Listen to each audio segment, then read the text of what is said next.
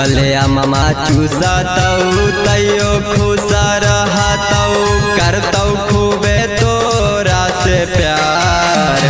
हमरे निशान दिहाल गोदिया में छौड़ी तोर खेलाई तौ भातार।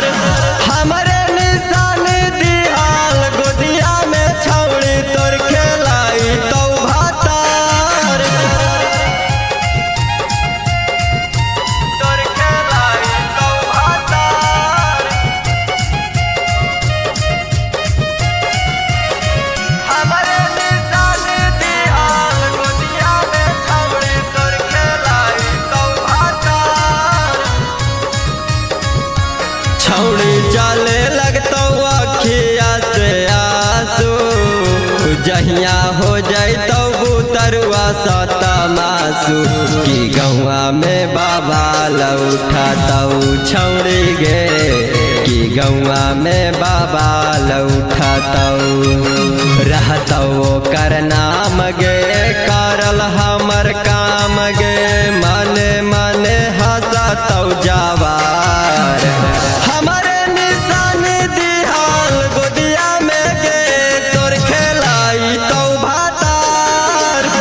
हमरे निशान दिहाल गोदिया में गे तोर खेलाई तौ भातार।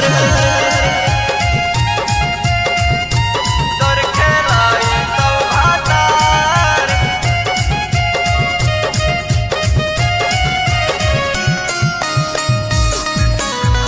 हमरे निशान दिहाल गोदिया में गे तोर खेलाई तौ भातार। छौड़ी मिलहन रोजा रोजा खेत में एगो ले जाही नैहर से पेट में की साब से छिपैले रहिया गे छौड़ी की साब से छिपैले रहिया गे।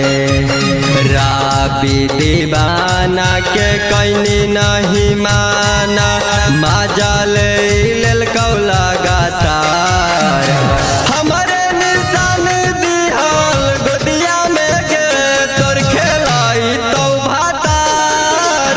हमरे निशान दिहाल गोदिया में गे तोर खेलाई तौ भातार।